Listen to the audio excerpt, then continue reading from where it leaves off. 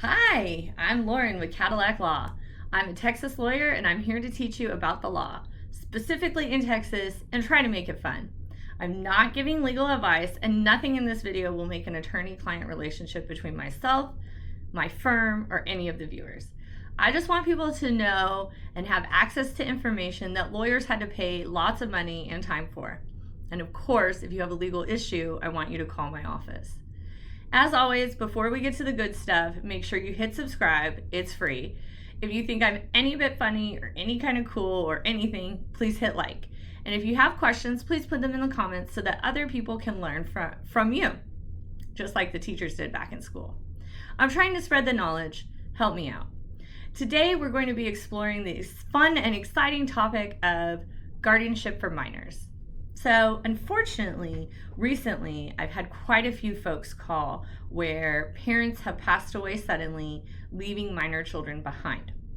Now, under Texas law, in situations like my own family, where I am the custodial parent of my children, if I were to die suddenly, the immediate guardian of my children would be their biological fathers, the non-custodial parent. And a lot of times in Texas, that that parent is unavailable. Maybe they're in jail. Maybe they have passed away themselves. So it's times like that that you then have to go see an attorney. What happens is you will go see an attorney, and an attorney will have to file something along the lines of an adoption. Now, they don't legally become your child, so they're not going to inherit through you. You do legally become their guardian, and so you have the same fiduciary duties, if not more, than you would your own child. And that was my own child falling off a chair. Give me a moment. Okay, she's okay. So I have fulfilled my fiduciary duty. She is alive. She just fell off a chair. Anyhow, in estate planning, we offer a document called Declaration of Guardianship. This document does not necessarily mean we're going to hand it to a judge and the judge is just going to go, okay, that's the new guardian. However, this document allows you to testify from the grave. It says, Judge, while I was alive and was sound mind, this is the person I thought would be best to raise my child.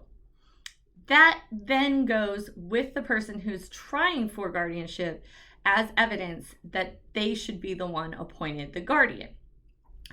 That will be an uphill battle if you have a biological parent that is highly capable and can absolutely raise the child on their own. However, in a situation like we have one recently where both of the parents are actually incarcerated, the battle is not nearly as uphill.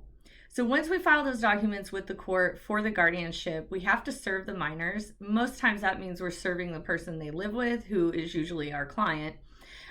Then we have what is called an ad litem appointed. That is an attorney that works on behalf of the minor. They represent the minor. They're appointed by the court to represent the minor. And the ad litem is going to research the minor's life. They're going to see, what kind of guardian you are, how you're going to take care of them, etc. And they're going to write a report to the judge that says whether or not they think it's in the best interest of the child to have you as the guardian. If you have watched my guardianship video about adults, you know there are two types of guardianship in Texas. There's guardianship of the estate and guardianship of the body.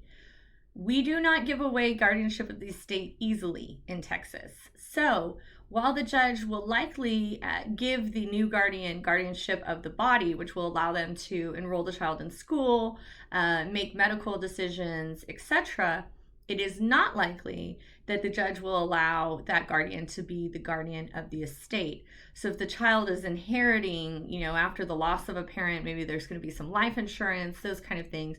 Typically, the judge is not going to allow that guardian to manage those funds, though the judge might create a trust that then allows the use of the funds on behalf of the child.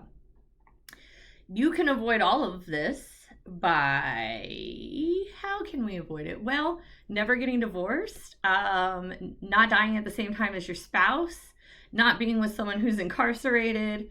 But to help prevent, you can create a trust. And then that way, no judge has to touch anything. Your assets can go into the trust and a trustee can manage them to the benefit of your child. Also, we can do the declaration of guardianship form where it's not going to automatically create that guardianship for you. It is great evidence to the judge that that is what mom or dad or mom and dad wanted for the child when mom and dad were alive. Guardianship is not easy, but it is kind of a fast track in the judicial system, so it won't take long once you get the process started.